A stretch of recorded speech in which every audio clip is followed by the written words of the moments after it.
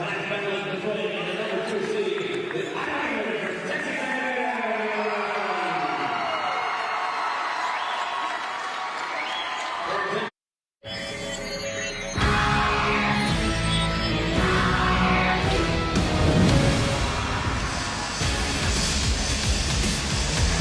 to ESPN's coverage of Camp Week. And for the first time in 4 years, the Southland Conference will send a team not named Stephen F. Austin to the NCAA tournament. We got the top 2 seeds here at Katy with New Orleans going up against Texas A&M Corpus Christi. Hello, everybody. Lowell Galindo with the former NBA GM Lance Blanks. Your job was to identify star talent in the league, right? Easy on a night like this after an extremely close race for Player of the Year with Eric Thomas of New Orleans barely edging out Rashawn Thomas of Corpus. Yeah, maybe even needing a recount. The two. You going there? Yeah, I'm going there because these two Thomases are neck and neck. Rashawn there is very special for this Islander team. He can get it done on multiple spots on the floor as well as on the defensive end. Look for him to lead this team both offensively and defensively tonight. And look at that smile. He's ready to play, Lowell. And then on the other side, you've got another Thomas in Eric. He does it efficiently, doesn't need a lot of shots, doesn't need the ball in his hands all the time, but his teammates will feed him all night long because they know he's the best player on their team and they need his production to get it done. We have Amin, also first team All Southland Conference. Privateers from New Orleans in white. Islanders from A&M Corpus Christi in blue. And are you ready for the random stat of the night? Corpus Christi 8-0 when winning the opening tip. The Privateers got possession. Job. Hey, it's March Madness, and you're going deep with those stats. But I tell you what, everything and every inch counts in a game like tonight, Lowell. Gustavius Gill puts up the opening three-point shot. That's something that New Orleans doesn't do a lot when it comes to style of play. They're kind of old school. They like to ground and pound and work inside out. Yeah, and what they do is they play an old Utah, for those NBA fans out there, Utah style or UCLA system where they try to pound it inside. They're very good in half-court offense and love to execute near the rim. Traven Thibodeau, number 25 in white, leads the team in assists, can finish as well, but there is the guy that feels he should have been the Player of the Year, Rashawn Thomas, with a rejection. Open look for the guy that is the Player of the Year, and the flush from Eric Thomas. Big deal, and you get a great block by Thomas, and then you make the errant pass on the fast break. To be critical to take care of the ball tonight, you don't want to give away too many easy looks, especially in a championship level game. A lot of turnovers the first time these two teams played on New Year's Eve. It was a one-point win by New Orleans in overtime, so buckle up.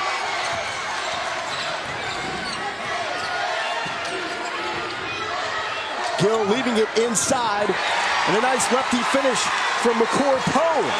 Yeah, and the reason that pass was so easy is Gill got no pressure. He could just throw it right over the defense even though Poe was being fronted. You've got a pressure on the perimeter because New Orleans is looking to get the ball into the paint. You don't want to give up those easy looks from a passing standpoint. But the Islanders can't afford this. Another turnover. Privateers the other way. That's off the glass. And that's going to be a 6-zip lead for the Privateers. Credit Tevin Broyles for that one. Willis Wilson, 6th season as a head coach of the Islanders. 21 years as a head coach, on the cusp of going to the NCAA tournament for the first time as a D1 head coach. Yeah, and Coach Wilson has done, I mean, a phenomenal job with this program at Texas A&M Corpus Christi. He spent most of his life in the Houston area, of course, coached at Rice, went to school there as an assistant, and also was a head coach there. But just a great coach and probably a better person. Tevin Broyles from way downtown does not get that to go. Amin putting the pressure on, and the kick out rolls out for Kareem South. South with the lone bucket for the Islanders, the 2 seed here in the Southland Conference Championship. Islanders trying to get in for the first time since 2007. That was under Ronnie Arrow. For New Orleans, got to go way back to 1996.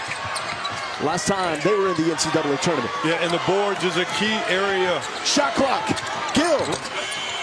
For this New Orleans team, they have the size advantage.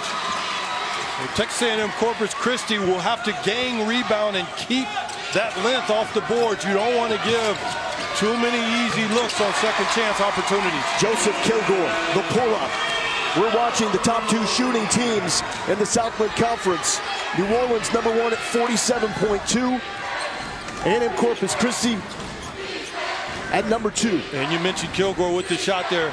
This team goes at his pace, using Coach Wilson's words.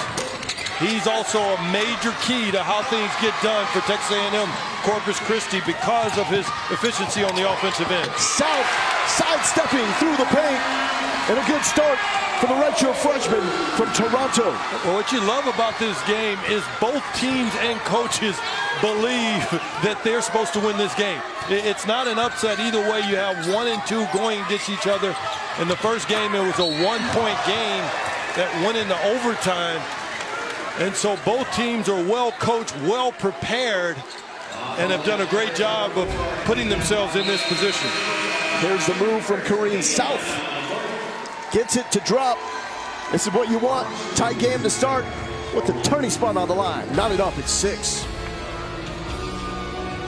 ESPN's exclusive presentation of college basketball is brought to you by T-Mobile. Switch to the network built for unlimited data.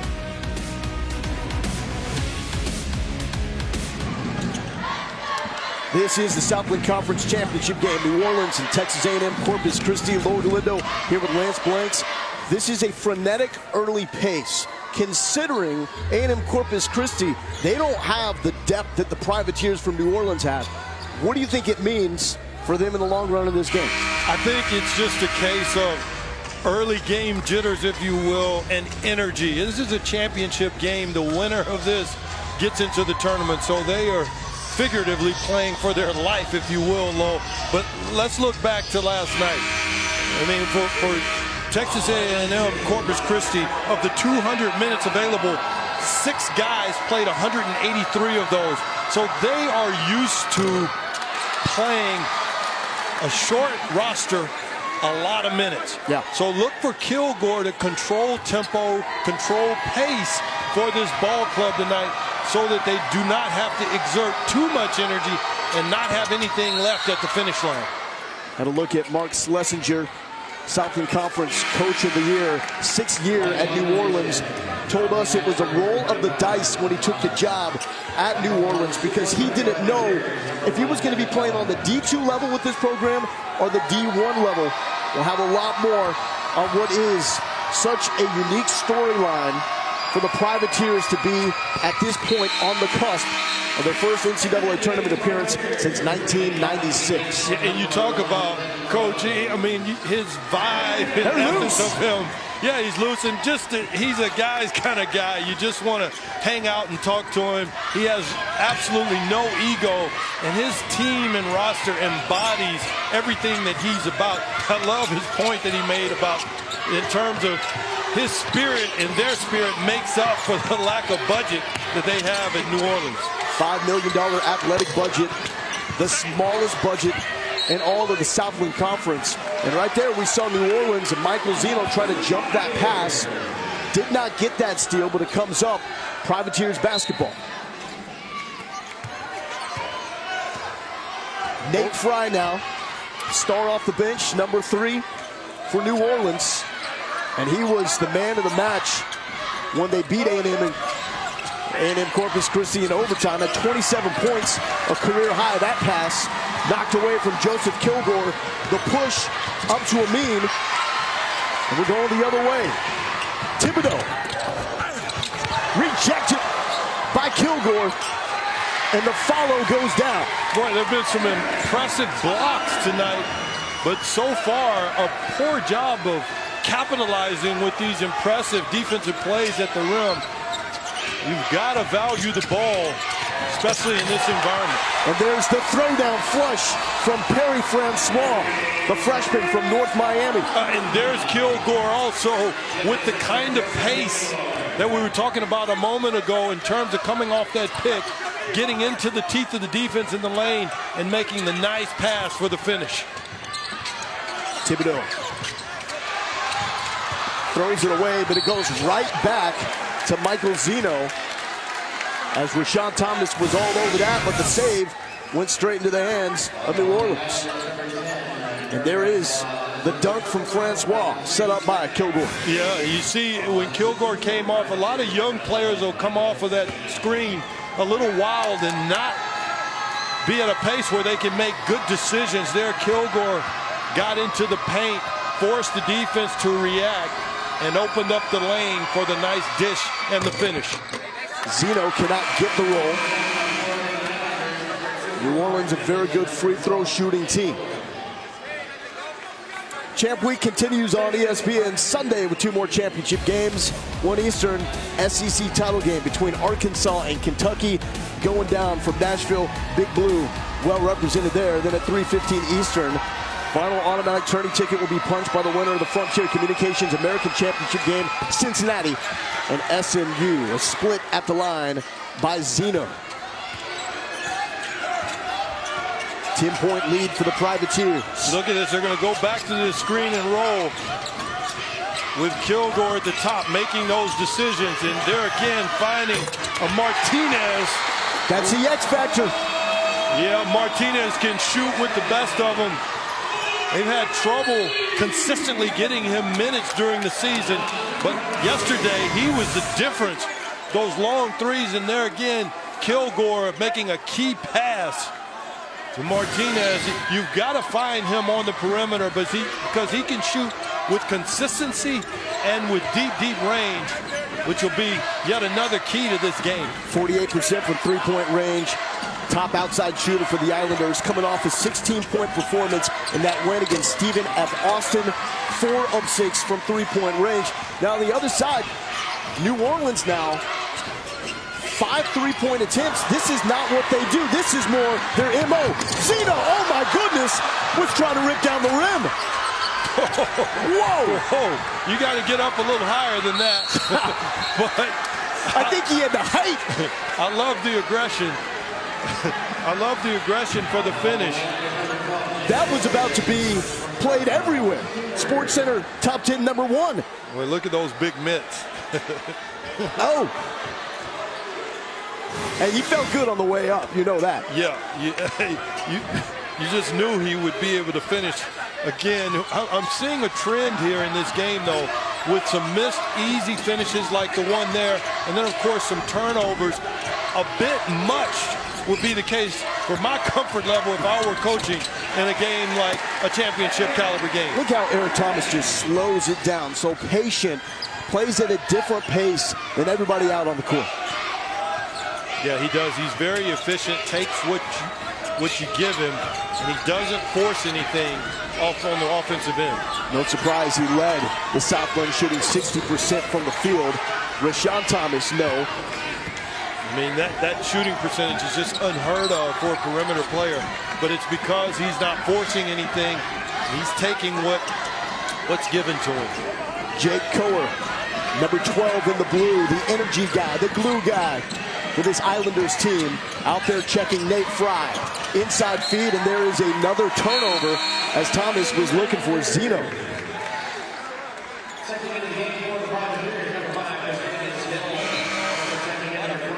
So for as good as New Orleans is spreading the rock, spreading their sugar, they have issues. Hold on to the basketball. Yeah, I mean, the turnovers here tonight, a lot of unforced turnovers. Zeno had the one a moment ago, then a missed dunk. We just had another one.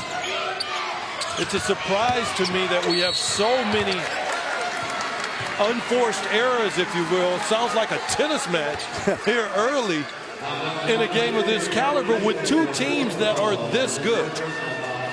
On one hand, New Orleans, it's a little bit predictable because you have so many wings and bigger players handling the ball. On the other hand, Texas A&M Corpus Christi, not as excusable because they have the ball more so in traditional situations with your point guard and your off guards handling the ball most of the time, with the exception of that young man there, Thomas.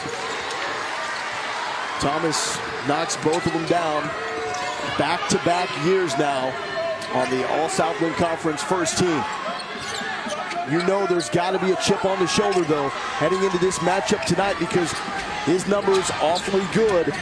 One of the best in the Southland. He felt like he had a case to be the Conference Player of the Year.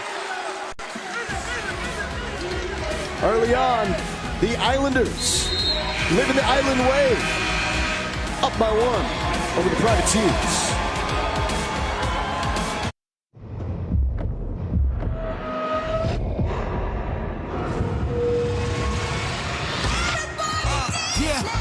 Second half, and I'm trying to make it come down.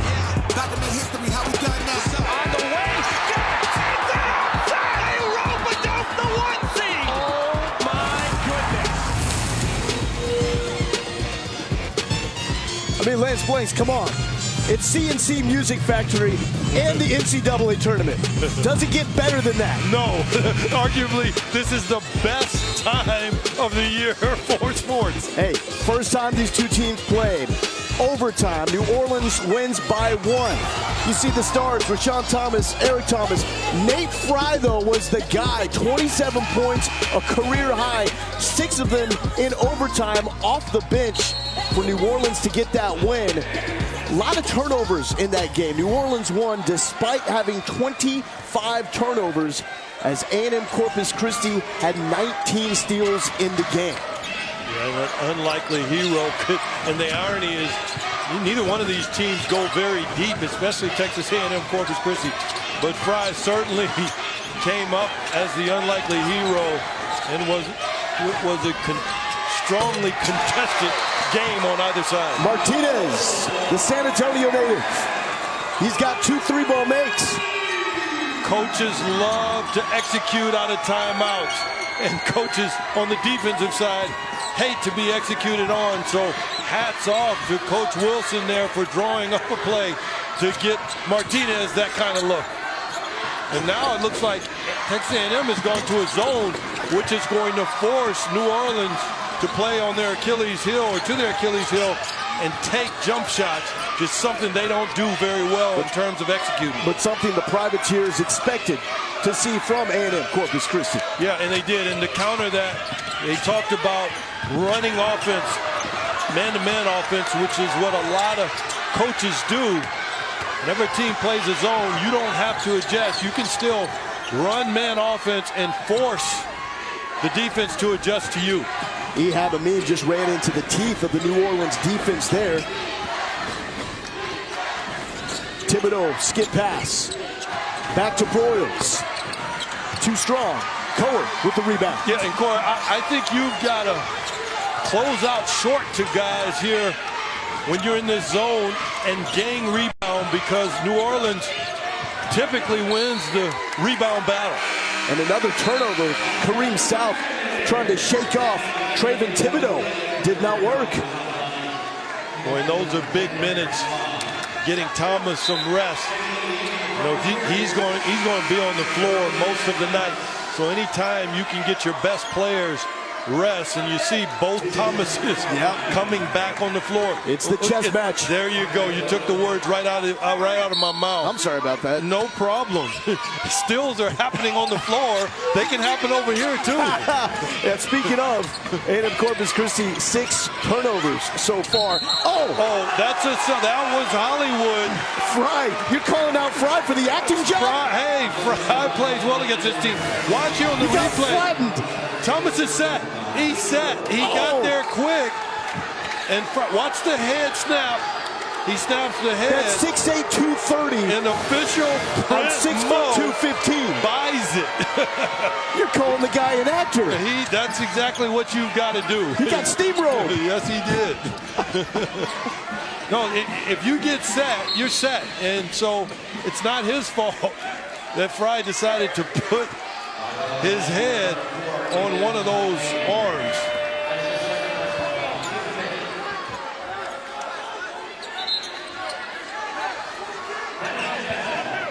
Big foul as Ehab Amin picks up number 2.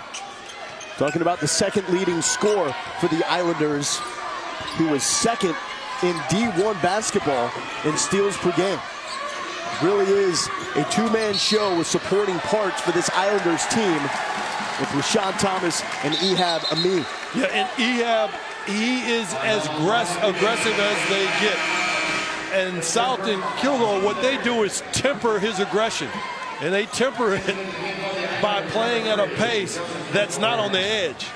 I mean, he plays on the edge at both ends of the floor, which is why he's one of the best, if not the best, steals guy in the country. Eric Thomas just picked up foul number 1. Rashawn Thomas, another screen, set on Fry. Kilgore, the turnaround, high off the glass, rebound pulled down by Eric Thomas. Yeah, and their half-court offense is pretty predictable at this point. Texas A&M, Corpus Christi is staying with the high pick-and-roll action with Kilgore having the ball in his hand. Nice feed to Poe, but Poe cannot finish. Gill tries to take it away.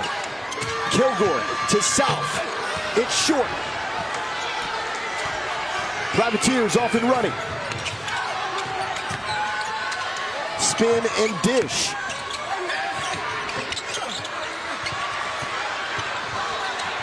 And a mad scramble. Thomas was calling for the timeout, but it's going to be a held ball.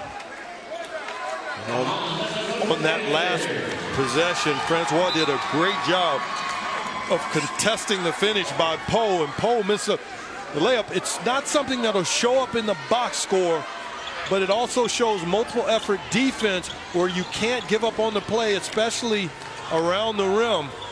And even though Poe had the length advantage, just the extra leaping and reaching is what caused that missed layup. So Francois does his job, checks out of the game with Elijah Schmidt coming in. So early on, we're seeing Willis Wilson really try to use some of that depth. They don't have a lot, but he's looking for minutes here and there to counter some of that size that New Orleans has. And as Wilson put it, you know, they got to go up against a Privateers team that does not have great size when you consider what that would mean for other power conferences. But in terms of the Southland Conference, Privateers have good size in the post. Yeah, they do, especially for this conference, as you mentioned. There's it right there with Poe guarding Thomas. You see he didn't just raise up right over him. That's because of Poe's length. Look at those arms. I mean, you got to deal with that and try to get a shot off. Not easy. Kilgore. But that man can get it off easy. He is the key. Coach Wilson said it before the game. They love the ball in Kilgore's hands, and he's able to find spots and shoot over people. He's excellent in the mid-court range. 7-0 run as Thomas looks to Poe. Baseline, but Rashawn Thomas all over him. Great feed from Eric Thomas to Nate Fry. Yeah, it looked like South there lost his man. Just an excellent backdoor cut. Foul Fry right under the basket. You've got to move without the ball offensively and defensively. You've got to see both the man and the ball. Seems like it's tough to speed up Eric Thomas. Rashawn, step back, drops it in the face of Poe. Textbook defense, better offense, and that's why this young man had a close race for best player in the conference. He's so good and can get it done from just about any area of the floor. The Stars showing out.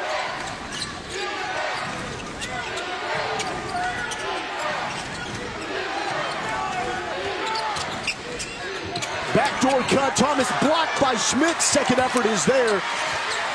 And you can see Eric Thomas starting to try to take control of this game. They got a mismatch. They got to identify it. Pose doesn't have his shoe. They got numbers. And instead, Rashawn Thomas throws it away. Nate Fry, transition. Does not get the roll. And it's off. of New Orleans. Boy, look at Kilgore. He can get it done off the dribble, uses his length to shoot over Fry. And what does New Orleans want to do? They want to get stuff at the rim. Boy, we've got a close one. Championship activity, not just here in the Southland, but at 1 Eastern, SEC title game, Arkansas and Kentucky. Lance, who do you got? Woo! I'm going with Arkansas. Well, then at 3:15 Eastern, the final automatic tournament berth is going to be punched by the winner of the Frontier Communications American Championship game, Cincinnati and SMU. That Sunday, 3:15 Eastern on ESPN. I'm sure you love this time of year, Lance. I do. I'm going with my main man, Mike Anderson. Yeah? Who has done a nice job at Arkansas. What do you think about the early flow of this game? 6 minutes to the half, Corpus Christi up by 4. A lot of this was predictable in terms of how teams would try to play.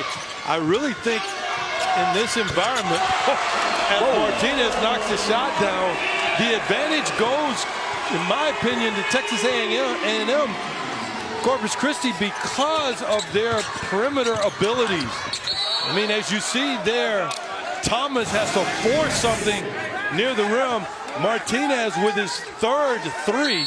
They're now 3 for 7 with range. And in a championship type game, when you have the advantage on the perimeter, you can control the game. What a block! Kilgore, as Thibodeau tried to go reverse. You see right now, A&M Corpus Christi is controlling the game through that young man right there, Kilgore. And there he is. Kilgore gets the follow as Thomas initially lost the handle. Right place, right time. Yeah, and he's the equation that New Orleans is going to have to solve. And then you see they're switching up defense. Defense is now they're in the man, not giving New Orleans a steady diet defensively. Still cannot get that answer from 3. And another held ball.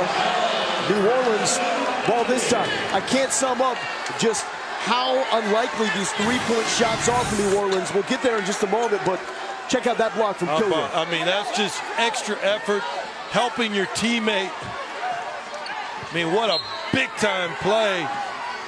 Takes his time and just shoots right over top of the defense. New Orleans doesn't solve the situation with this young man, Kilgore. It could turn into a long night soon. It's a 14-4 run for the Islanders. Turnover by Thomas. Talking about the 3-point shot here, you got New Orleans 0 for 7. They get 18% of their points from 3-point range. Only Cal State Northridge and Evansville relied less on the 3-point shot than the New Orleans Privateers. Why are we seeing so many of them? Well, they're getting open looks mainly because of that young man, Kilgore. He has the ball in his hands. He's controlling the pace, and the defense is having to break down when he gets in the paint, and he's finding people, namely Martinez. Martinez has been the X factor in this game, much in the same way that Nate Fry was in the overtime win for New Orleans back on December 31st.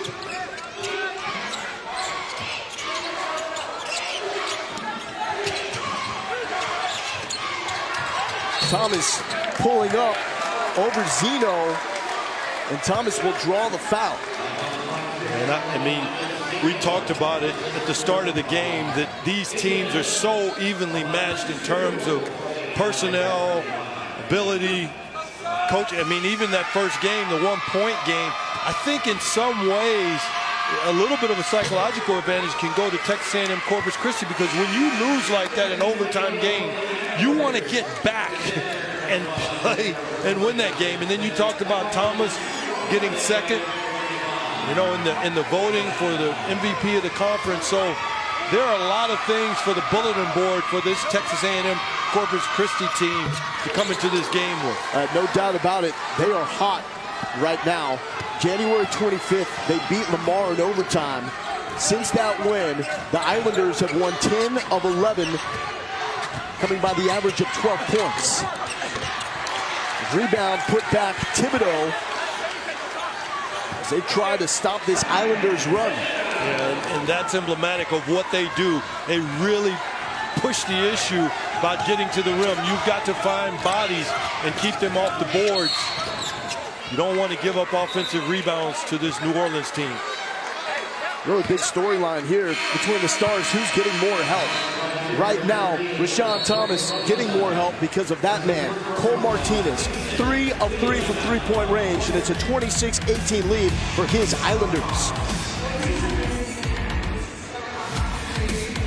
Here's what's going down in Katy, Texas. It is the Islanders from A&M Corpus Christi trying to get to the tournament for the first time since 2007. The guy that's helping them get there, Joseph Kilgore. Boy, he's carrying this team in so many ways. Look at that special block at the rim. But look at the pace that he's playing with, forcing the defense to help. And guess what? If no defense comes, he's going to shoot it right over you. Fry. He is the man of the hour right now. The stars in the house are the double Thomases, but Kilgore is back home getting it done thus far tonight. Yeah, he's from H-Town. Yes, he is. We're on the outskirts. That's right. Here in Katy, Texas. Home of Hakeem Olajuwon. Oh, the dream shake. Yeah. Hey, man, I'm a Spurs fan. D-Rob back in the day. You can't bring up Hakeem Olajuwon. What are you trying to do to me? Hey, I'm a Hakeem fan. Rashawn Thomas staying hot. And Thomas, that's what makes him so special. That 12 to 16 foot range is almost automatic for him. And then, of course, Kilgore knowing where to put the ball on time, on target, Lowell, just like you, my man.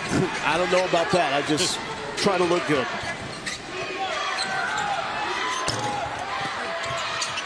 And the Privateers still cannot get that outside shot to go. A traveling call. And it's back in the way of the Islanders. 3:15 left to play in the first half. Corpus Christi up by 10.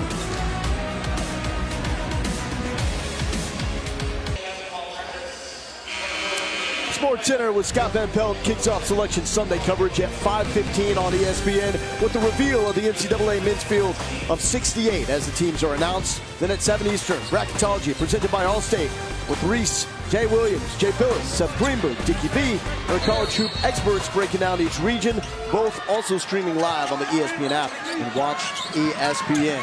Privateers from New Orleans trying to set up Trayvon Thibodeau to cut into this lead with 3:13 left. They are an unlikely story for so many reasons.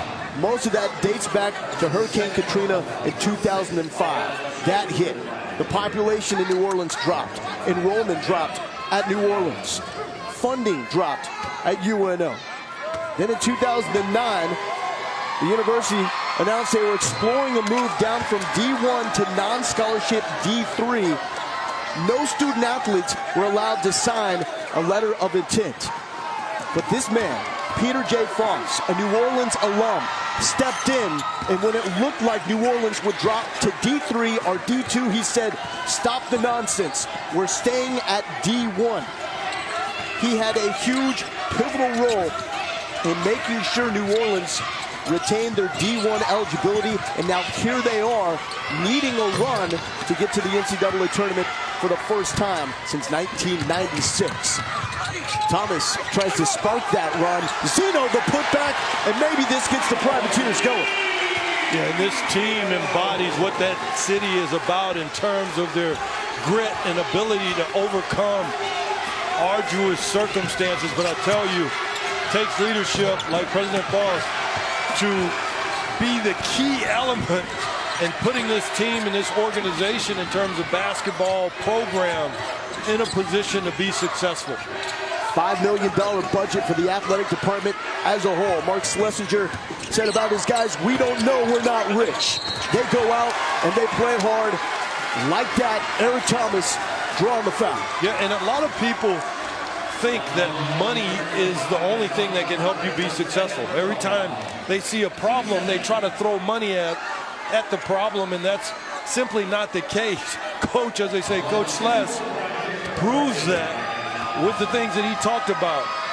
They're at every class with guys. Yeah. They have dinners and breakfasts with guys.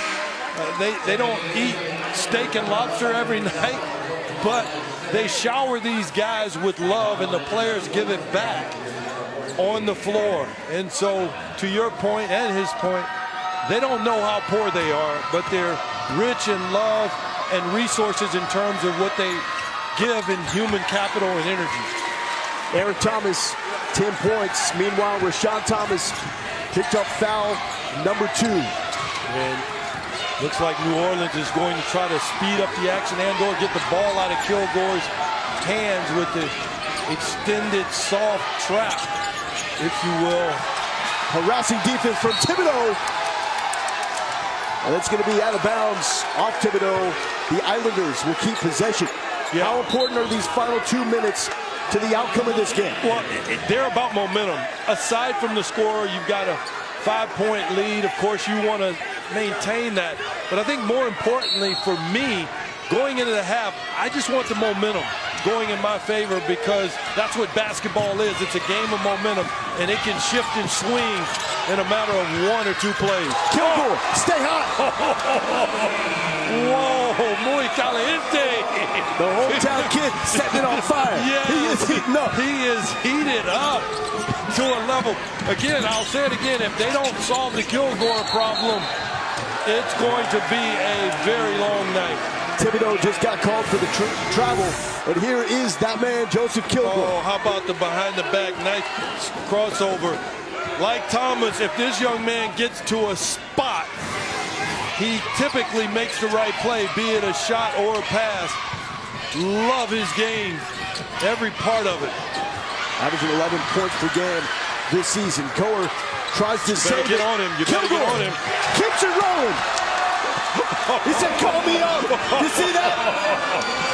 And they don't need to call you up. This is your hometown right here. Whoa. 11 points for Kilgore, matching his season average for a game in this first half. And how about the poise, not even caught up in the moment, focused on getting it done and executing for this team. Thomas, give it to him. He's the man of the hour.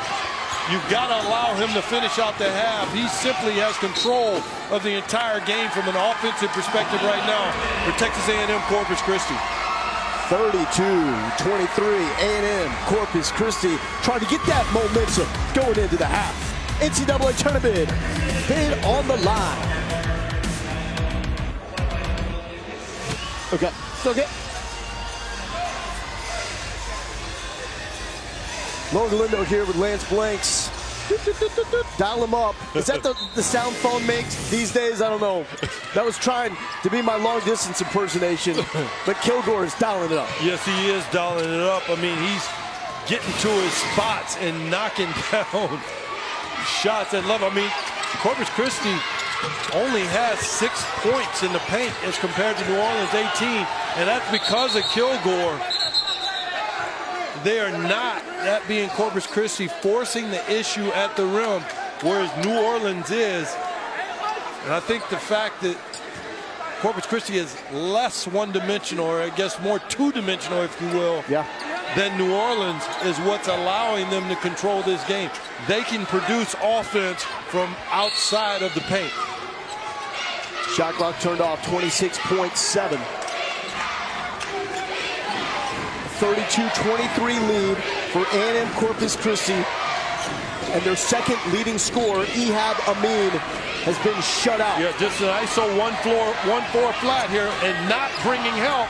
This is dangerous for New Orleans. Kilgore wants it, gets it, but it's short.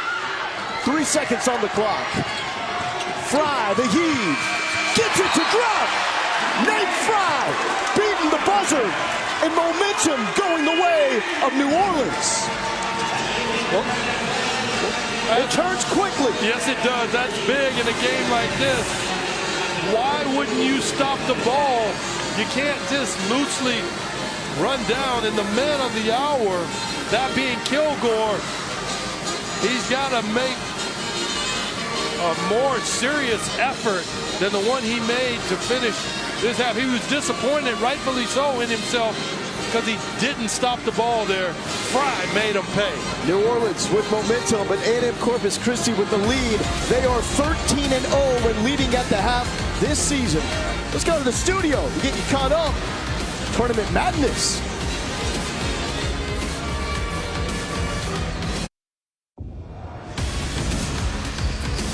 We are in Katy, Texas for the Southland Conference Championship, the outskirts of the beautiful city of Houston. Joseph Kilgore from Decaney High School in H-Town. At one point, Lance Blanks, he was even calling up his friends and family and saying, check me out. He should have been, because he had total control of this game. He said, dial him up. And he answered not only from beyond the arc, but in his pace in handling the ball and putting it in the right people's hands at the right time. So it's about the star players getting support. Rashawn Thomas has Kilgore. He's got Cole Martinez with 9 points. Eric Thomas may need to pick up Kilgore's phone, call for some help, because he needs a running mate right now. What else does New Orleans need to do to close this gap? Well, he needs a little bit of a system adjustment as well. If we looked at a shot chart, there would be 2 or 3 little sprinkles on the perimeter and a huge blot right under the rim, where Texas A&M Corpus Christi is doing a great job of not allowing them to finish around the rim. Even with a 10-1 offensive rebound lead by New Orleans, they're unable to capitalize on it, Lowell. So New Orleans is still sticking with their game plan. The Islanders just aren't letting them have success. Correct. They're doing what they do well, but not tonight, is what Texas A&M Corpus Christi is saying, not tonight. Rashawn Thomas does have 2 fouls. Ehab Amin, second leading scorer for the Islanders, showed out in the first half. He's got 2 fouls as well. Mentioned the stat about A&M Corpus Christi, success when leading at the half, 13-0 this season. On the flip side of that, New Orleans 2-9 this season when trailing going into the second half. Well, I tell you what, they've got an uphill battle that is New Orleans, simply because of what they're doing offensively. They've got to figure out a way to generate some offense beyond getting layups, and secondly, beyond the three-point line, because they're struggling there. That means they've got to try to pick up the pace and potentially get some easy looks on runouts or fast break points. Don't count the Privateers out yet. If you said that they would even be in this championship game, you're either a die-hard New Orleans fan or you're a liar, because they were picked number 9 in the preseason poll by the Southland Conference coaches, and here they are going toe-to-toe with the 2 seed Texas A&M Corpus Christi winner, automatically into the NCAA tournament. Privateers know they're going to the postseason. They won the regular season title. That means they're at least locked into the NIT. Yeah, and Commissioner Tom Burnett has got to be extremely happy. We talked to him a little bit before the game about this showcase of these 2 teams, 1 and 2. And, you know, you almost can't lose the great story of New Orleans. Of course, you can't bring them up without mentioning Katrina and what they've been through in terms of difficulty, being displaced to Texas A&M several years ago and then bouncing back potentially D2. And now they're on the brink of getting to the NCAA tournament. And then, of course, A&M Corpus Christi, they're a great story as well, with Coach Wilson and his first opportunity to take a team to the dance as a head coach. Thomas backing down post, second chance. Rattles in. 9 points for Rashawn Thomas. Thomas, the leader this season in scoring and rebounding in the Southland Conference. Yeah, and you've got to bring a double team early just because he's so good around the rim. Thibodeau dumps it off. Thomas using his length against Pope. Kilgore backing down Thibodeau. Size mismatch there, but Kilgore went right at him. Yeah, you can't allow Poe to have to guard Thomas single-handedly. He's long enough on the perimeter, that is Poe, but around the rim, he's just got a girth and weight advantage that he knows how to use. Coach Wilson says that Rashawn Thomas is playing free. The pressure is off his shoulders. He is letting it go, and he's coming out, giving his Islanders a 35-28 lead.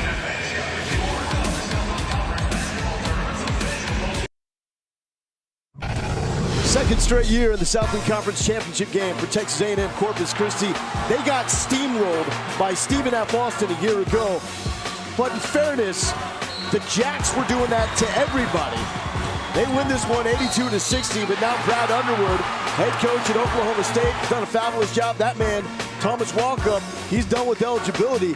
And last night, Willis Wilson and this Islanders team, they got some revenge, knocking Stephen F. Austin out of the tournament with a 77-69 victory. An impressive job for Wilson, considering he lost 4 starters off that team that made the championship game last season. Yeah, to come back and be in this situation again and regroup mentally and physically and emotionally. That was something that we talked about. Coach was just so proud of this group with the things that they've endured. And a lot of the fans don't get to experience what a team goes through in terms of personally, professionally, the coaches, you're away from families, you deal with so many difficulties, and it affects the floor. It doesn't happen on the basketball court, but a lot of those things affect it, and this team has been able to overcome so much and put themselves in a position to advance to the NCAA tournament. And it's been a long maturation process for his star, Rashawn Thomas, all-time program leader in points, rebounds, block shots, double-doubles. That list goes on and on and on. Yeah, and something that doesn't show up in the statistics is maturity. I mean, he's gotten more mature, and you're seeing that, the results of that maturity right now. Champ Week continues Sunday on ESPN2 with 2 more championship games starting at noon with the first ever Ivy League championship. Yale, Princeton from the Palestra. Then at 2 Eastern, 6-seed Troy faces 4-seed Texas State for the Sun Belt title. Both games streaming live on the ESPN app and watch ESPN. We were looking at that Texas State win over UT Arlington. A little bit of a shocker for us because we've seen UTA in Austin the past couple of years. We thought that was a team that may have a March run in them. Yeah, and the Horns fans, I'm sure, don't want to see them anymore. They're a very good team that you'd have thought would have a chance to be in the tournament. Uh-oh, Chris Davies-Gill, the long heave, and we got a 6-point ball game. Well, that's what he does. He plays the passing lanes and shoots threes. Had big ones in the semifinal game. You don't want to let that young man get it going. You've got to find him on the perimeter. Islanders wanted to travel on Tevin Broyles, did not get the call. Gill, open lane, drops it in. Back-to-back buckets for Chris Davies-Gill. It's a 4-point game. Late in the half, the Privateers got it within 5. Islanders went on a run. Yeah, and I think the basket, the 3 that Gill made is what opened up the opportunity to get inside. They can get more threes like that potentially will create space and allow them to get the baskets around the bucket. I can only imagine who Kilgore would have called there. If he would have beat the buzzer with that deep 3. Yeah, well, that was a heat check without a reference point. Usually you've got a reference point of 1 or 2 you've made before. Clock was winding down, but had more time than that. Gill on the mean. Broyles, awkward pull up, but gets it to drop. And here come the Privateers. 7-zip run. We got a 2-point ball game. Well, this is what they needed to do. Get baskets that were not at point-blank range. 2 of the last 3 have been just that.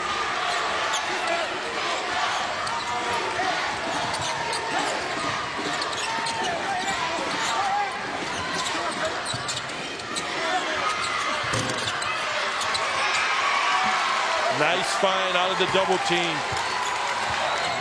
New Orleans has figured out you can't allow Thomas to have the ball around the basket without double teaming him. Live with that result. Thibodeau tried to save it, stepped out of bounds as Gill was trying to give the Privateers the lead. But it's because of Gill that New Orleans is back in this game. The deep 3 ball, then the drive to the bucket. New Orleans starting to feel good.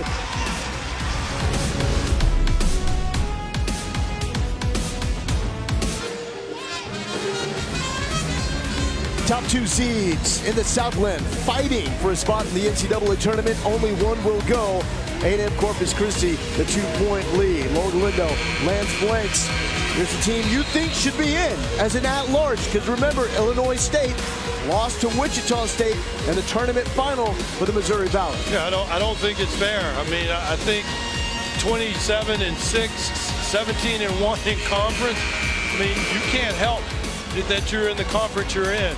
There are a lot of teams in this situation year in and year out that end up on the outside. Not everybody can make it, my man, Lance Boyd. I agree, but you can't have a season that good and have to watch everyone else make it to the tournament. Since when did fair matter? Fair, it's America, and we're a fair country. We do things fairly, and that one is not fair. I mean, it happened last year. You have Fresno State play San Diego State in their conference final. Fresno State goes, San Diego State doesn't, but they had an excellent record and actually won the conference. Kilgore, the response, he's got 13. You're going to ignore me. Okay. I was just calling the action. The action? This is tournament time. What do you mean the action? We can talk about two things at once. We can talk about the Redbirds not getting in the tournament, possibly, as well as the game. Privateers know there's one way to get in, and it's to keep battling. Tevin Broyles. What, did he try to throw that off to someone's back like last night? He did it again. They had to watch tape. The same thing happened last night, and he actually inadvertently skidded off of the back of Thomas, and he still got it and was able to get the foul and lay it in. Three-point play. Rashawn Thomas now with 3 fouls. Unbelievable story. The seniors for New Orleans. Broyles, Fry, Gill, Thomas. New Orleans, for all 4 of those players, was the only D1 offer. And here they are, down by 1, with an NCAA tournament bid on the line. You love the storylines of both of these coaches and the players they were able to go get. Guys like Thomas, you know, who's just done a marvelous job, didn't have a lot of people after him at the D1 level, and then he ends up being the player of the year in the Southland. And then, of course, on the other side, you have the other Thomas, Rashawn, who from Oklahoma has just done a remarkable job at A&M Corpus Christi. Tough angle for Amin, still scoreless. Fry loses the handle, but we got a foul. And I think you gotta watch Amin for Texas A&M Corpus Christi, because as the game goes on, he's one of these guys where both coaches are gotta be a little concerned. He struggled last night too. He can get hot, but he also likes to press the envelope, as we saw there with the ill-advised drive to the basket. You love the energy, you love the execution and the effort and aggression in a game like this, but sometimes you need decisions that work for you, and sometimes that aggression can work against you. Uncharacteristic miss. Back-to-back free throws from Nate Fry. The leading free throw shooter on this Privateers team had a chance to give New Orleans the lead.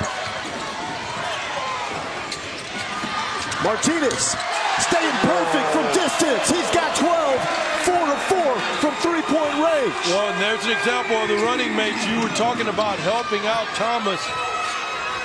If this game were to end now, that would be the difference. The Texas A&M able to shoot with great execution from beyond the arc. He's 8 of 10 from 3 here in Katy, Texas. Great 5 from Thibodeau, the leading assist man, to Michael Zeno from Beaumont, Texas. The textbook New Orleans basketball. They love to get stuff at the rim. Charge call on Kilgore.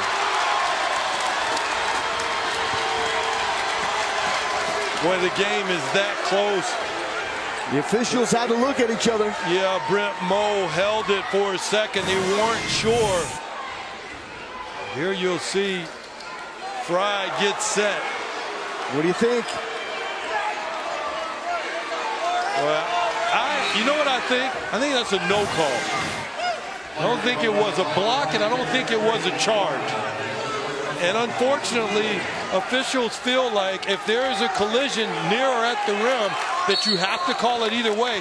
I think there are times that you just let them play. This is one of those moments. Absolutely. It was too close to call, in my opinion.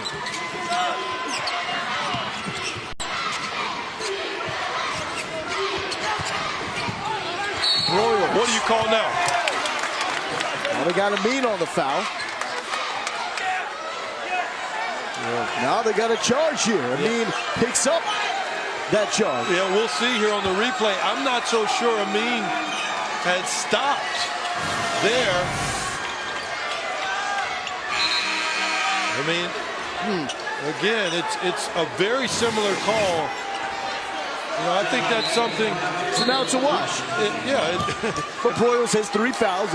Are you accusing someone of a makeup call?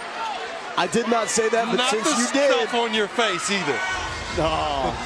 No makeup tonight. No makeup. You don't need makeup ever. Ever. Do not inflate the ego.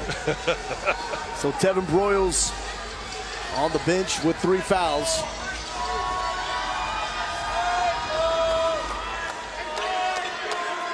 Drying up the court as bodies now hitting the hardwood at a heightened pace. It's tournament time, Lance Blakes. Yes, it is, and it's chess match time for both of these coaches. I think we got a shot clock malfunction here.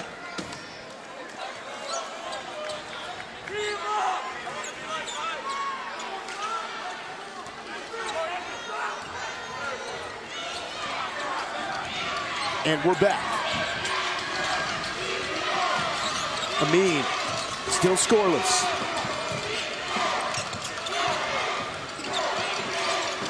If you're in New Orleans, you have got to keep an eye on Martinez. Heads up defensive play from Gill. Swats that away from Kareem South. But the Islanders will keep possession. We got a late shot clock here with only 7 seconds. Let's see if the Islanders recognize it. Another deflection. A&M Corpus Christi keeps again. 6 seconds on that shot clock.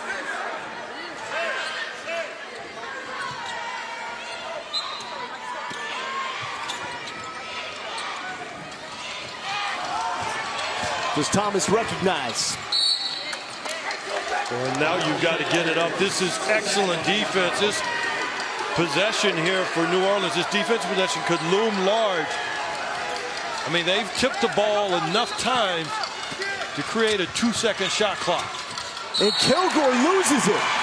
So after 3 deflections and A&M Corpus Christi got back, the unforced error gives the ball to the Privateers. Yeah, and it won't show up in the box score, but that was excellent defensive execution by New Orleans, and you could just see the focus waning with Texas A&M Corpus Christi as that possession kept going on. It was like a batter hitting a bunch of foul balls. I say unforced, but when you get the ball with 2 on the clock, it's a little different. Some pressure there. And we have a tie ball game. Zeno knocks it up at 42.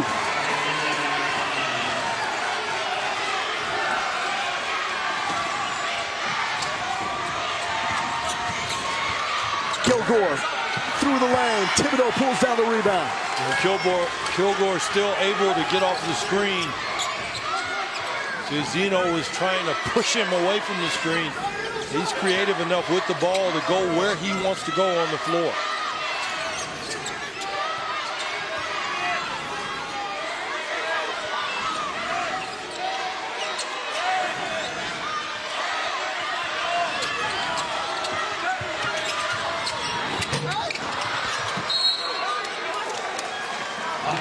A&M Corpus Christi with the rock. But that 10-point lead for the Islanders has evaporated. It's gone after Zeno puts that one down. We're tied up at 42.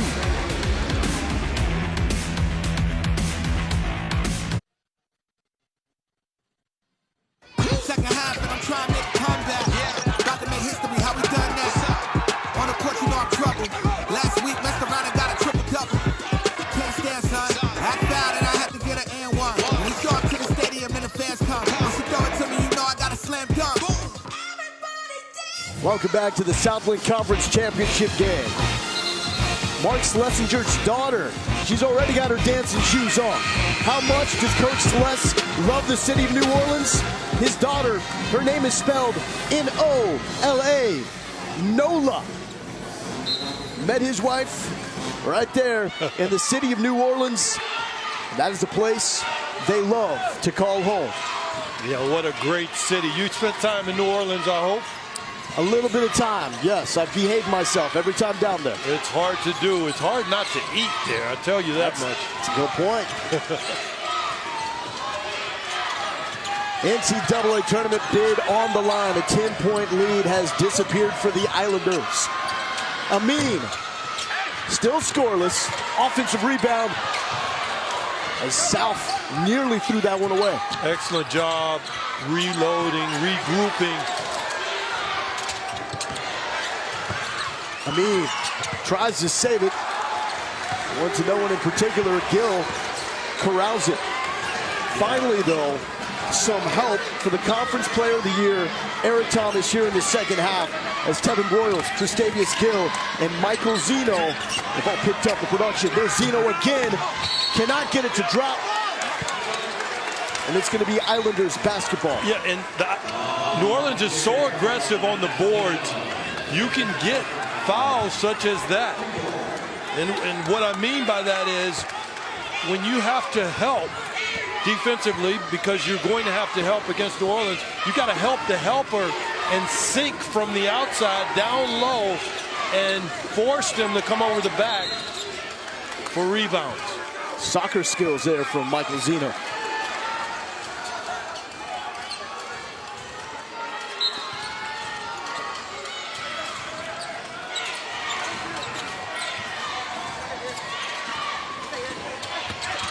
Thomas rips. Gill rips it away. New Orleans takes the lead.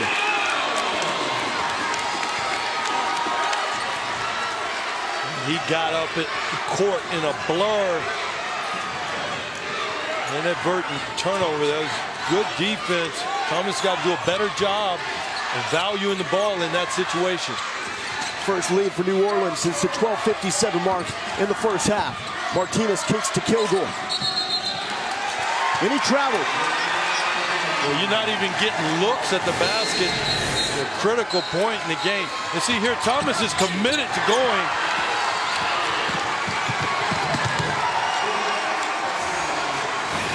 With that kind of speed, that's just deadly because, you know, when you ISO Thomas at the top, you certainly don't have any floor balance in the event that you have a steal such as the one that Gill just got. Champ Week continues on ESPN Sunday. Got two more championship games. SEC title game, 1 Eastern in Nashville. Arkansas and Kentucky. Then at 3:15 Eastern, the Frontier Communications American Championship game, Cincinnati, SMU, both games also streaming live on the ESPN app and watch ESPN.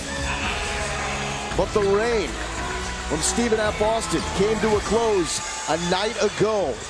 It will not be 4 straight conference crowns and trips to the tournament for the Jacks after Texas A&M Corpus Christi took them down in what was a rematch of last year's championship game.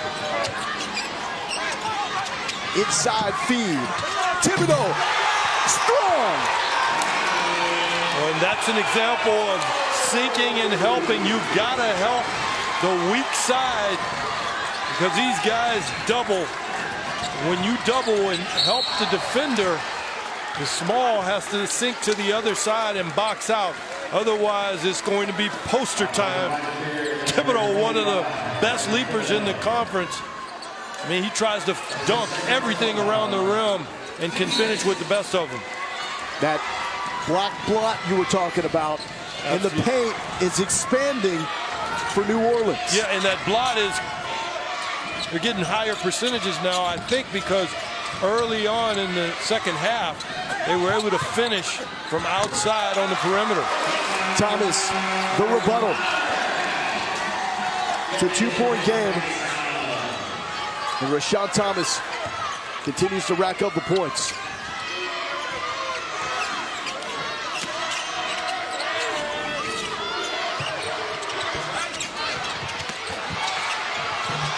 finish and follow by Zeno. Zeno on an excellent rebound and finish. They're just so active on the offensive boards. 12-1. Wow. Yeah. How about that stat? I like it. You love it. You're pulling for the Privateers, and right now they're pulling momentum their way. Look at Michael Zeno. He is going nuts, trying to get the New Orleans faithful fired up. You see, Rashawn Thomas is trying to get some of that momentum back to the Islanders. Yeah, and this gives them a taste of their own medicine. But Zeno, you've got to put a body on him and wedge him out of there. He's just so active and plays with such energy around the rim. 14 turnovers now for Texas A&M Corpus Christi. This is normally what they do to the opposition. One of the best teams in all of college basketball in forcing turnovers. Yeah, and I don't think it's necessarily pressure as much as it's been about carelessness on A&M Corpus Christi's part. Thibodeau stopping Thomas. Kilgore pulls it up and knocks it down. 2-point game. Well, he's so good in the 12 to 15-foot range, as is Thomas. Just a nice, soft touch. Kilgore rolled out of bed and was ready for this one. Probably at 7 a.m. Thomas tries to rip it away, but it will stay with the Privateers. Joseph Kilgore continues to keep the Islanders right there. Privateers making their run, but Kilgore keeping the Islanders within striking distance.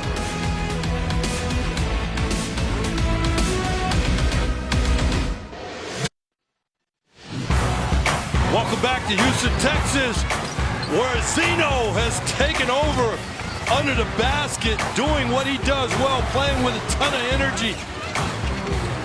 Corpus Christi unable to keep him off the boards.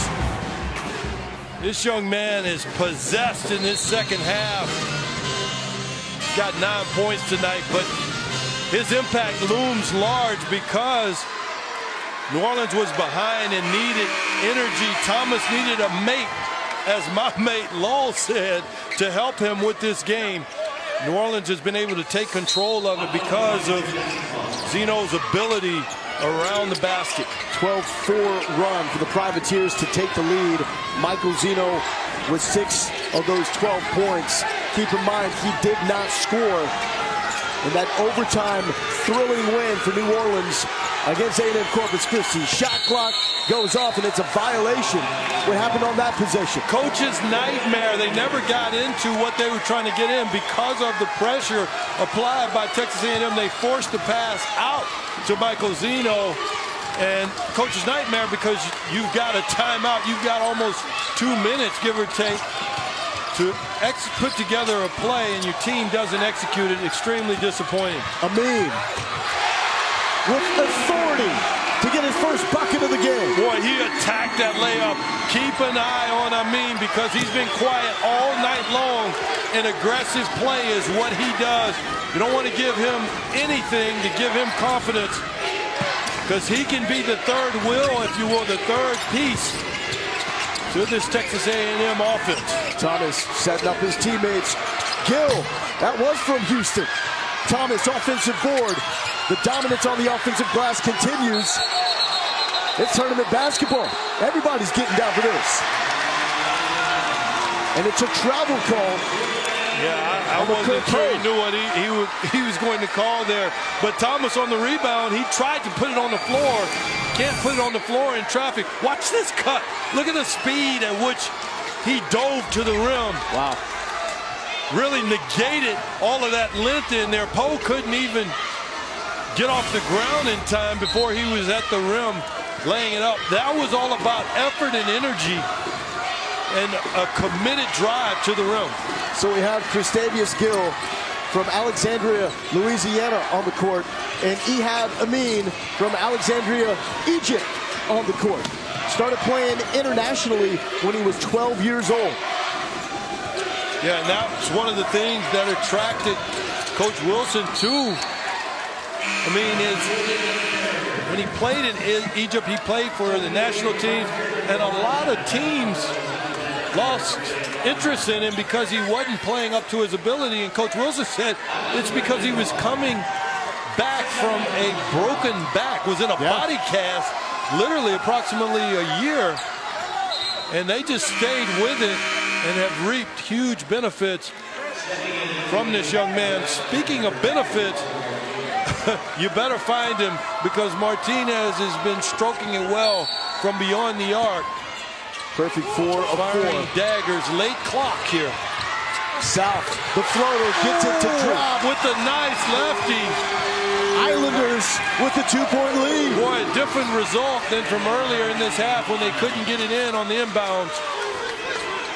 They really fought hard to get back into this game and take control and get a lead. And we got intensity building now with every possession.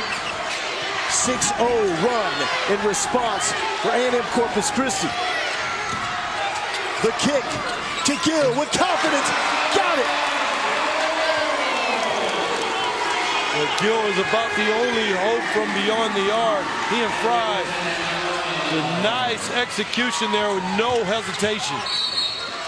Trading blows with the tourney bid on the line. And he, Kristavius Gill, wearing number 5 in the white, has been enormous for the Privateers in the second half. Yeah, and credit that to Kilgore, just like the one at the end of the first half. Lost contact with the shooter. You've got to know where people are. Thomas had him locked up at the free throw line. There was no need to not already be out on the perimeter. Poe picked up foul number 4. He's now on the bench as Kareem South from Toronto gives the Islanders the lead. He's got 10. You thought it was tough to scout talent in the NBA as a former GM? Hey, how about going to Canada, finding guys from Egypt, finding guys that no one else wanted? That is how these teams, New Orleans and A&M Corpus Christi, were built. Yeah, and they play with that chip on them, either team and players. Thomas, aggressive. As Zeno is looking for the putback. Well, we talked about Michael Zeno and his energy around the basket. You've got to attach to him and stay with him. Thomas there, not boxing out anyone. Amin picks up foul number 3. Zeno, the high archer. No good.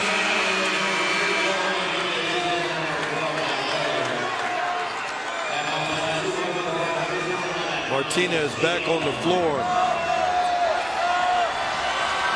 Coach Wilson, we talked about a chess match, opting for offense, defense right now with he and Jake Coacher. Zeno, for as good as he's been from the field in the second half, misses both. And Willis Wilson and his Islanders trying to hold on to this 1-point lead.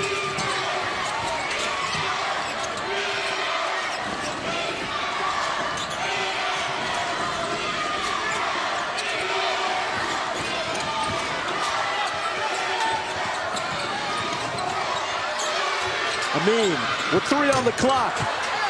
Too strong. Rebound pulled down by the Southland Conference Player of the Year, Eric Thomas. Very good defensive possession there for New Orleans, forcing the long 3 with a late shot clock. Definitely want to keep yourself between your man and the basket at this stage of the game. You don't want to give anything easy. Thomas didn't have to leave his feet. Back-to-back blocks from Rashawn Thomas.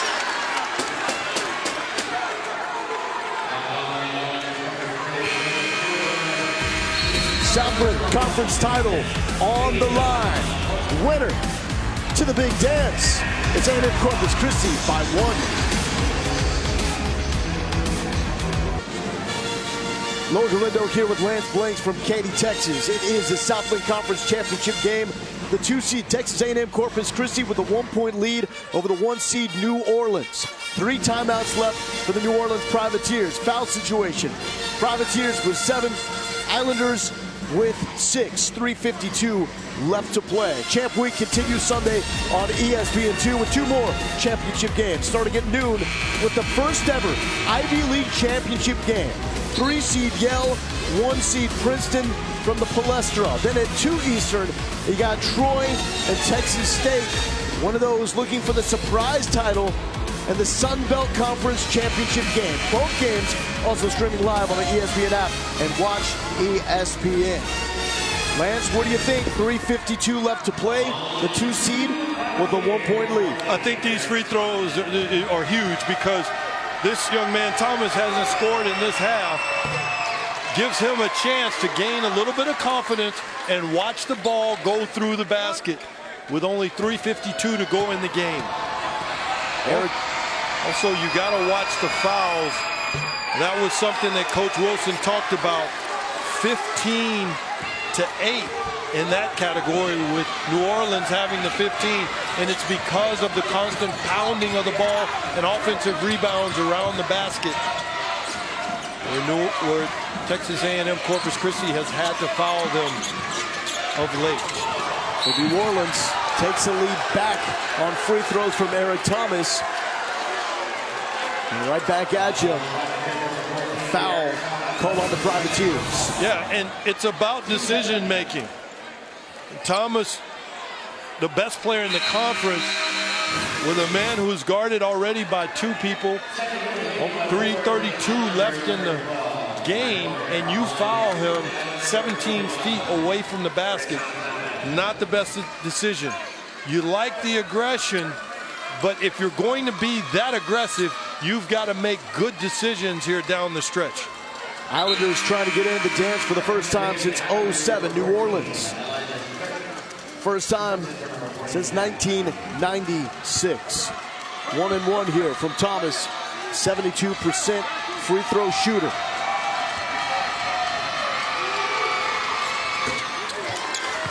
Tied at 53, 14 points for the leading scorer in the Southland Conference. How big do you think this factors in with Thomas and Thomas, the 2 best players in the conference down the stretch here?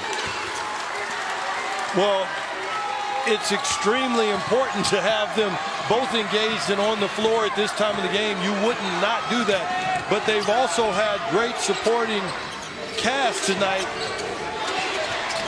in terms of those guys executing plays, getting rebounds. Everyone has had a hand in this game thus far on either side in terms of minutes and what they've done. 3 on the clock. Gill beats the clock, gets the corner of the rim. 3 minutes left. Tournament bid on the line in Katy, Texas. Yeah, and here's an example. Kilgore has been a key. South, I mean, all these guys have supported Thomas in terms of helping them secure this lead thus far in a tightly fought game. It's been a fun watch. Rashawn pulls up, draws the foul. Whoa. Quite beneficial call there. You don't think Thibodeau got him?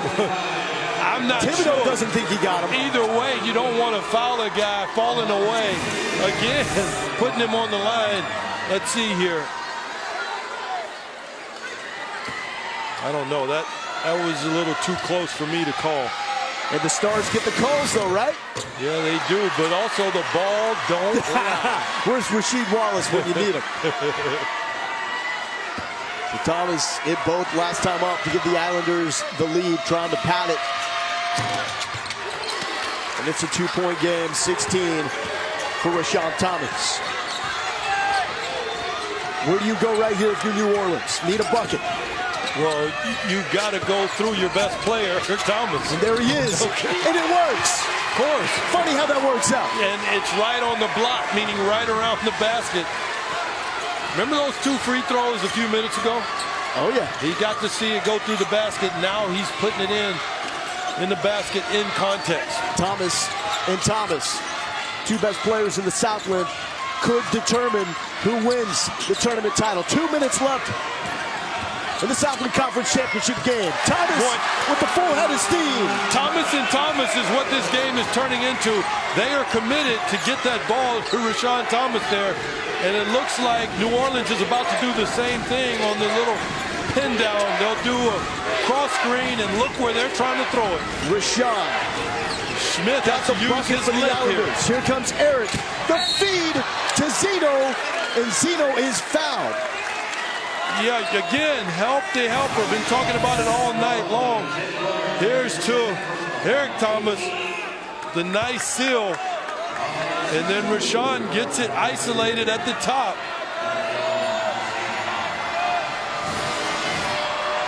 Moments ago, Zeno missed 2 at the charity stripe.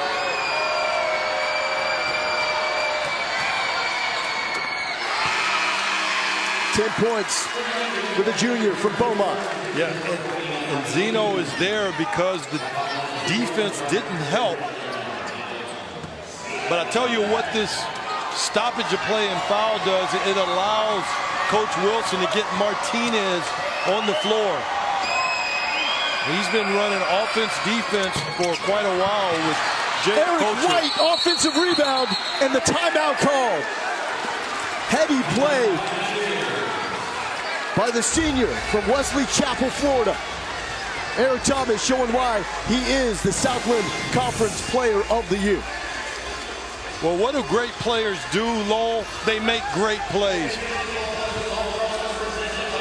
And the one thing you gotta love about Eric Thomas is he doesn't allow his offense to leak into other parts of his game. He can impact the game in multiple ways. Just showed you there, coming up with the offensive rebound on the missed free throw. So you've got Rashawn Thomas and Eric Thomas. Tight battle for Conference Player of the Year. At one point in time, Eric Thomas on the right was trying to chase Rashawn Thomas for the conference scoring title. His coach, Mark Schlesinger, pulled him aside and said, son, do you want to chase the scoring title or do you want to win a championship? Because you cannot do both. Eric Thomas decided to give up that run for a scoring title to put his effort and focus on winning the Southland Conference Tournament. They got the regular season title. A win tonight puts him in the NCAAs for the first time since '96. A loss, and they're still locked into the NIT. 1:15 left from Katy, Texas. The lead. And the finish from Broyles. Everybody else went right by him, and the Privateers with the lead. Yeah, out of the timeout, was there any doubt where they were going with that? Broyles doing a nice job of taking his time and finishing right at the rim. Kilgore got in trouble. Thomas bails him out, and he's fouled. Thibodeau fouls Rashawn Thomas. It looks like a three-point attempt. Yeah, I think it was a three, and we talk about decisions. Thibodeau, the refs tipped their hand in the last possession where he guarded him on the perimeter. He does almost the exact thing. Hits him in the face. It's a Groundhog Day possession for Thibodeau. He's disappointed, should be disappointed in himself. Can't put the hand that close to the face.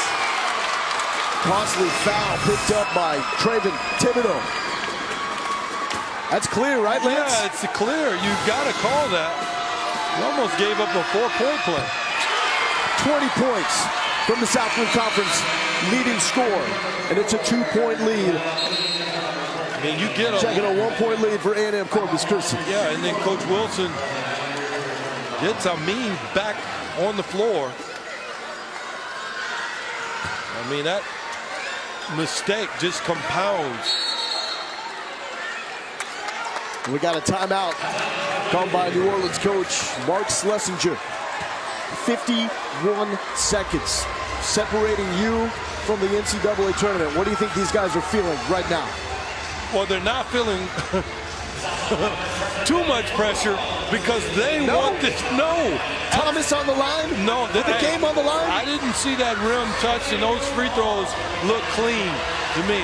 Right now, it's a chess match with both coaches. You see the multiple rotations with different guys coming in and out of the game. It's about having the ball play through your best players right now, and both coaches know that.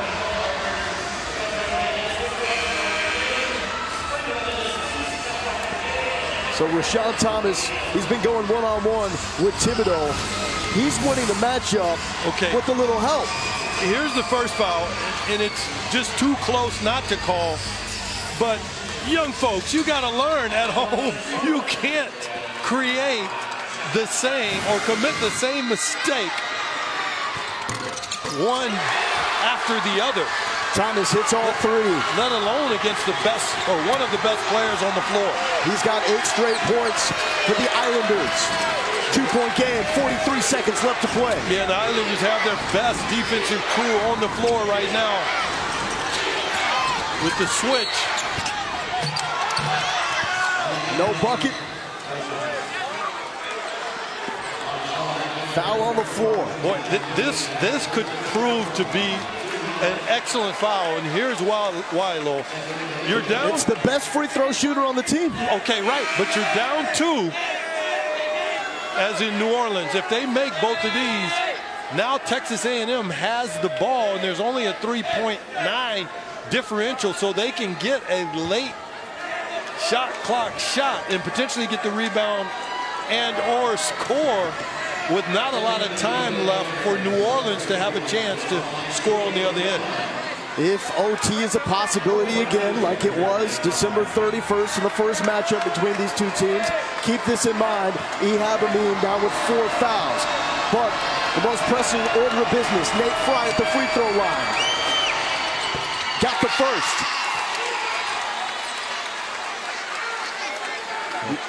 You can tell Thibodeau is thinking about those fouls. Yeah, that's what you call losing it at the wrong time.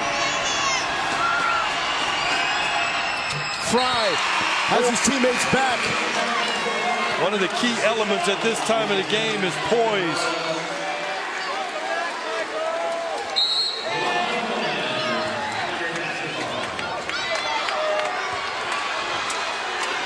.30 seconds left.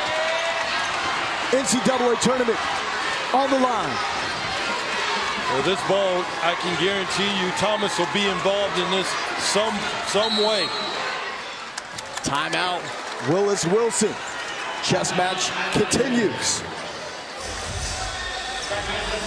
For those of you who are looking for the Big West Championship between UC Davis and UC Irvine, it is currently airing on ESPN News.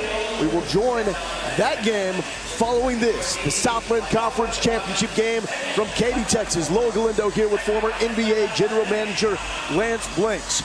New Orleans, picked to finish 9th by the conference coaches in the preseason poll, have won the regular season title. Even with the loss tonight, they're going to the NIT. But Lance, big picture here, they're focusing on the NCAA. They have not been to the NCAA tournament since 1996. On the other side of this, you have Willis Wilson, head coach of A&M Corpus Christi. Never been to the dance as a head coach. No, and both of these teams are deserving. This is making a case for my argument. Why should one of these teams not be playing in the postseason? These are very good basketball teams. And you talk about New Orleans, I mean, they have history with Coach Tim Floyd, who's now at UTEP. Liddell Echols, some great players. Of course, Ronnie Arrow was at Corpus Christi A&M. So this is a great game in a great conference, and you hate to see one of these ball clubs lose. Rashawn Thomas has been the guy down the stretch, scored the last 8 for A&M Corpus Christi. 19 seconds left. Is that who you're looking for here? Absolutely. If I'm going to win or lose, I'm going to do it with my best player involved. It doesn't mean he's going to necessarily take the shot, but he's certainly going to be involved in the play.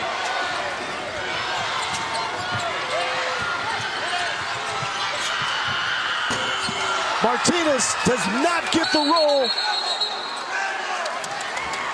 And with 0.8 of a second left,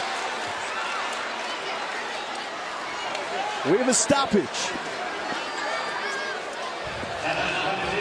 Timeout by New Orleans. Going to take a moment to see how much time remains on the clock. What did you think about this look? Well, I thought it was not a bad option there for Thomas to pass it out to Martinez. I personally would have preferred if Thomas took the shot simply because he's the best player on A&M Corpus Christi's team. Martinez has been hot. First miss for Martinez on this championship night, the Southland Conference. He has been an X factor. Most of that work came early, but that was in the first half when this Islanders team was able to stretch out a lead. At one point, it was 10 points. And Martinez was the catalyst behind that second half, though. It has been Rashawn Thomas's game. Yeah, and you see the pass there. Let's see what we got on the clock here. 2.3. So Poe gets the rebound. And I don't see anyone looking to call the timeout. There's no one. Okay. Right here you got Gill with about 1.8 calling for the timeout, but when is it granted? To the ref. Looks like it's granted with about a second left on the clock.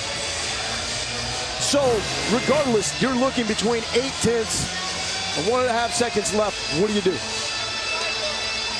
Well, you've got to run a screen of some sort to get someone open and get a decent look. If they throw it the length of the court, you don't have enough time to catch and turn. You've likely got to get a clean look here in the backcourt. 1.2. Hey, about that pressure, Coach Schlesinger, not a big deal. With the legs crossed. How about that? Act like you've been there before. Absolutely. If they throw long, you've got to break it up. Kilgore picks it off. He keeps it up. Hey, you got anything to do? Yes, stay right here is what I have to do. This game had the smell of overtime. We tried to tell the people to get ready. This is what happened on December 31st. You see the heave picked off by Kilgore. See, if it's me, I'd throw the ball right in this area and get a look. They played twice. Both times, A&M Corpus Christi and New Orleans going to OT. This time, a title's on the line.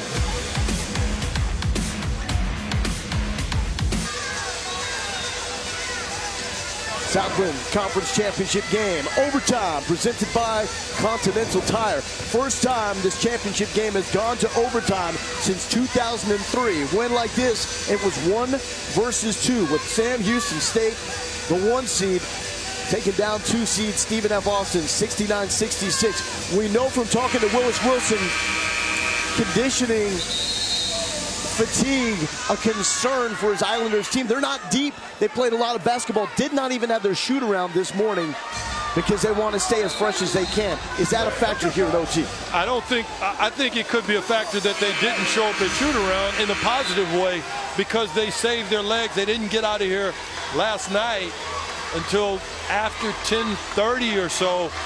By the time you get home, decompress, just didn't make sense. So hats off to Coach Wilson for recognizing the importance of rest. It's called knowing your team and being a veteran at this. Fatigue, to me, goes out of the window at this point. These guys are young. You can taste it here. Yeah. Are you kidding? I mean, you got 5 minutes to go to the big dance. Fatigue, to me, is a non-issue at this point. Second matchup of the season. The first was December 31st in New Orleans. That game also went to OT. Good hands, Lance Blanks. Boy. That game went to OT. New Orleans won despite 25 turnovers. And that snapped a 5-game losing streak in the series against A&M Corpus Christi. Privateers hitting 57% from the field in the second half. And by having Martinez in the lineup here, Coach Wilson opting to go for his best offensive group on the floor. Nate Fry starts the scoring here in OT.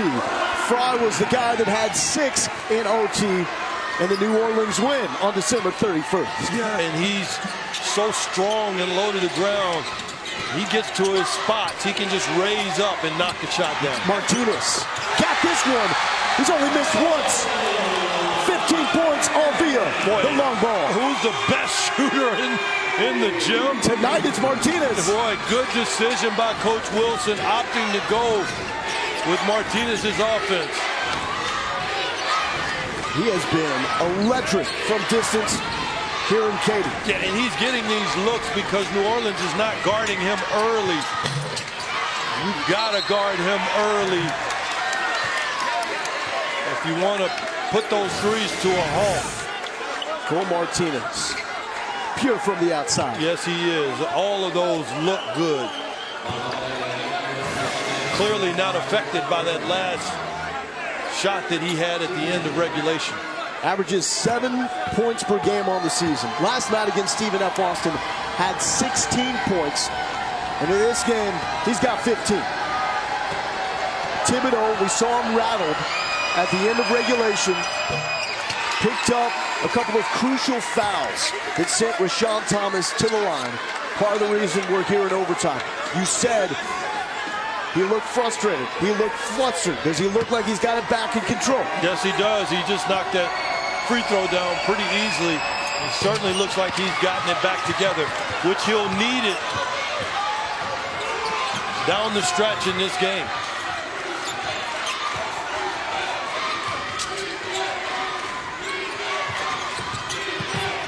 Amin skids on the hardwood, keeps it alive to Kareem South. Kilgore's got it back with 10 on the clock.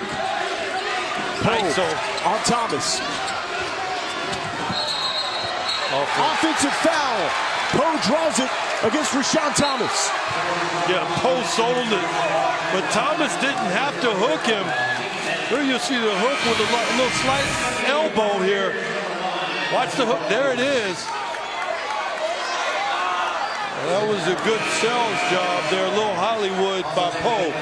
It's the second time you're calling out the Privateers for that. I'm not so sure that flailing right arm was that powerful. It's pivotal because now the top two players, first team all conference for the Islanders, now each with 4 fouls. Rashawn Thomas and Ehab Amin.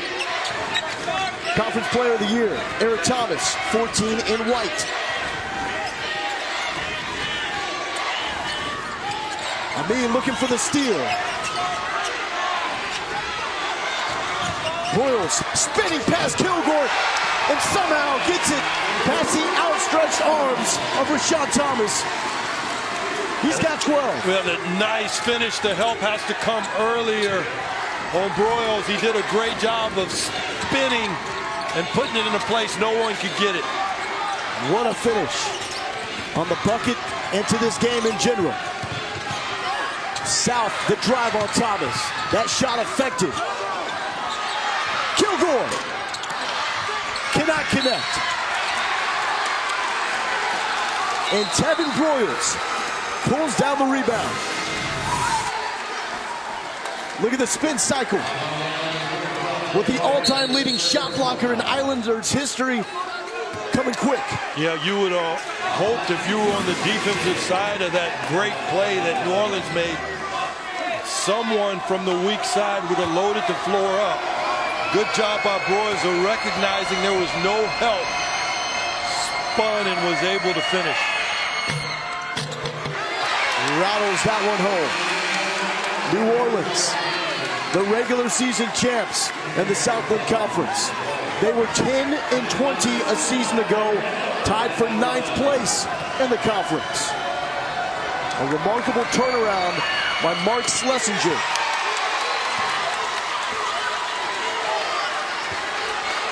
Dr. Peter Foss on hand, university president who may have single-handedly saved this program from dipping to D2 or D3.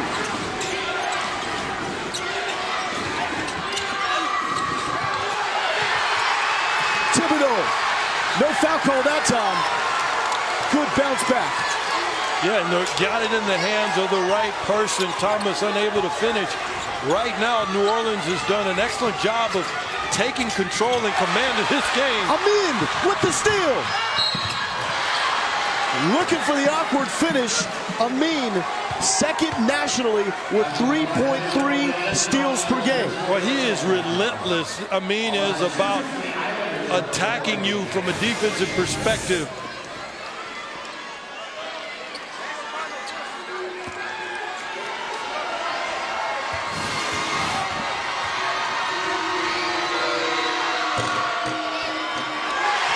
Offensive game not going his way. He did become the all-time leader in steals tonight for Texas A&M Corpus Christi. With only 2 points for a guy that's averaging 17 this season. Yeah, he's really struggled offensively, but again, doesn't affect his defense because he's going to go for just about anything in his area when it comes to stealing the ball or attempting to.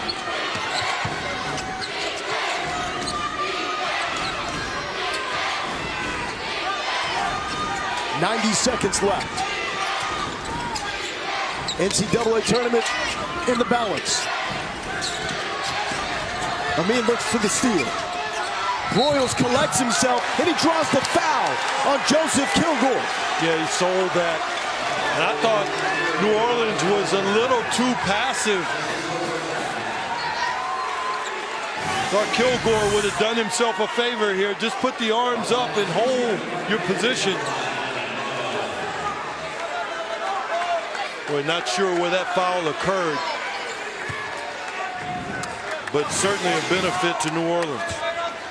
Concern for Willis Wilson keeping the Privateers off the line.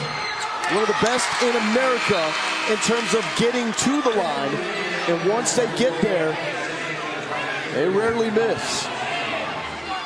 Yeah, and the reason they get there so much is because they try to do so many things around the rim, and they're a very good offensive rebounding team, and they just pound it inside and keep coming at you. Rashawn Thomas pulls it down. 3-point game with 1:15 left. Huge misses. Huge. I jinxed him. Yes, you did. Rashawn Thomas. Tough angle. Working on Thibodeau. Fry was there as well. Well, these officials they're really heavily weighted to the offense. This is where Texas A&M likes to get the ball to Thomas in the middle of the floor. The help comes. They got Nate Fry on that call, number 3. Yeah, I'm not sure where the foul occurred. You've said that a few times tonight. But it pays big dividends to be extremely aggressive offensively. 22 points for Rashawn Thomas. Had 27 points last night. Well, this game reminds me of a race that you've got to run all the way to the finish line, because either team is going to give up before the final buzzer. Under 60 seconds left. Privateers trying to get to the tournament for the first time since '96.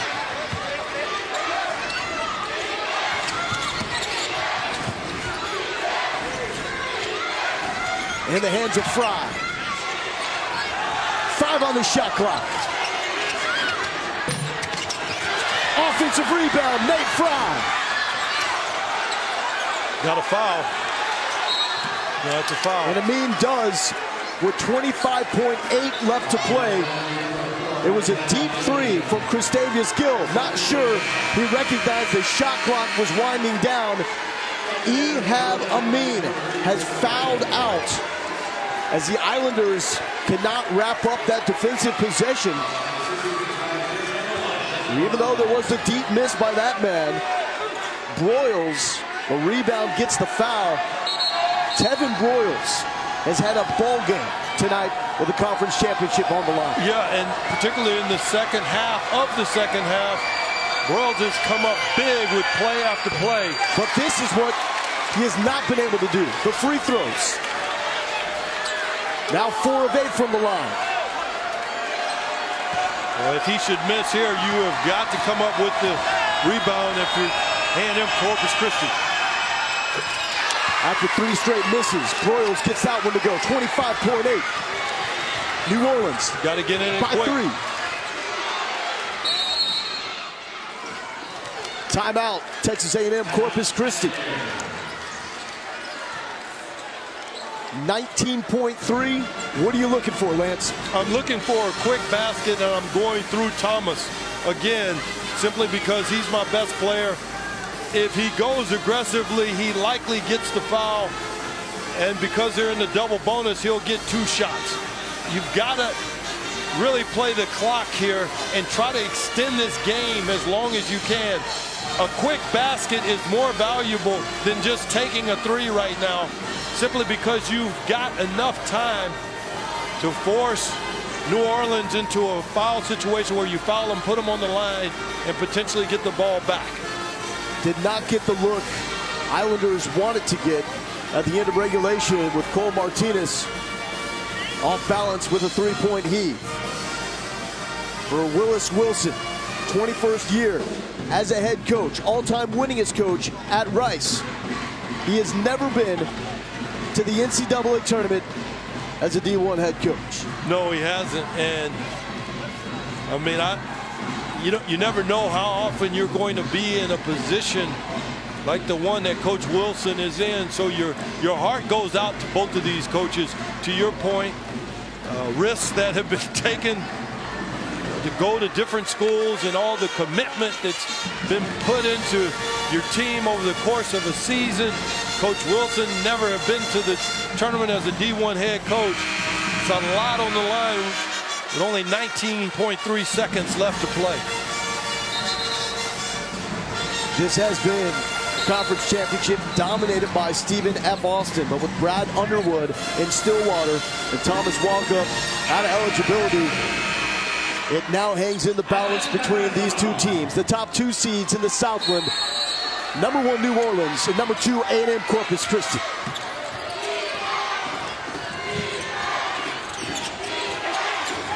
Looks like they're going to look for a 3 here. Zip pass to Thomas. Too strong. Put back. No good. And hold that thought. Hold that thought, says the officiating crew as New Orleans starts to celebrate.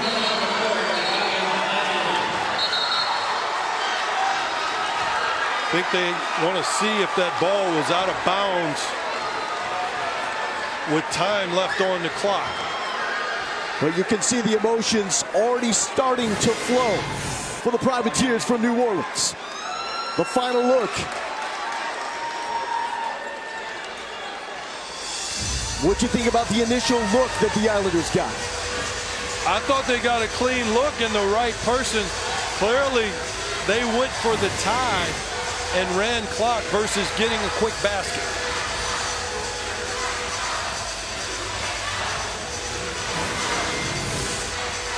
So check out the clock. South misses. Eric Thomas is there. Yeah, but who was the ball out on? Well, and the time as well. Well, it looks like it's out of bounds at .9. .9 is when it's out of bounds. This is a huge call coming up here. Yeah, with 9/10. That's some time for the Islanders to do some damage here. Well, you can catch and shoot. So 9/10. Whose ball?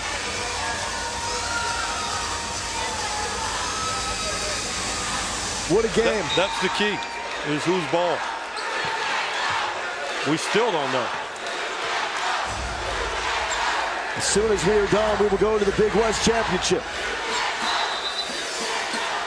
Mark Schlesinger's daughter, Nola, named after the city of New Orleans. So close to taking Big Easy to the big dance.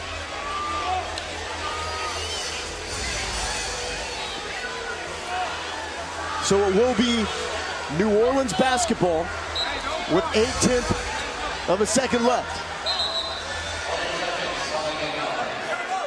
Schlesinger wants a timeout, and it's granted. What are they talking about right here, Lance? Certainly the most pivotal inbound that New Orleans has had in decades. Yeah, and you've got to get ball handlers in the game.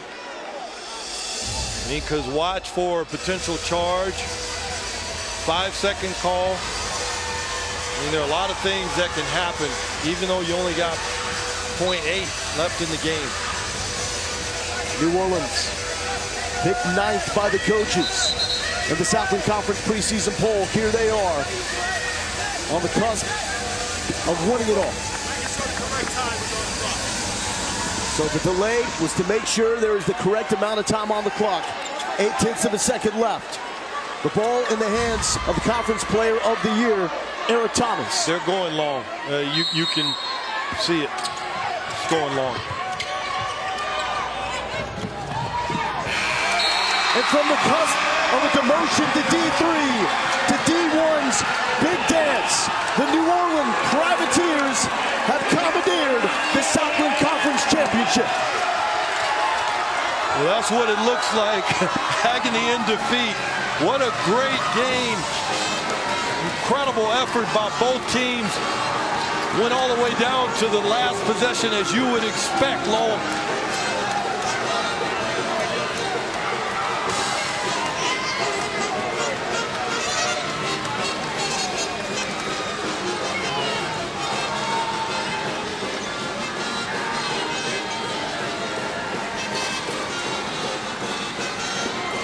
They nearly sent this program to D3 basketball, but now New Orleans in the NCAA tournament. That's all from Katy, Texas. Champ Week continues next as UC Davis takes on UC Irvine for the Big West Championship. Let's head out to the Honda Center in Anaheim.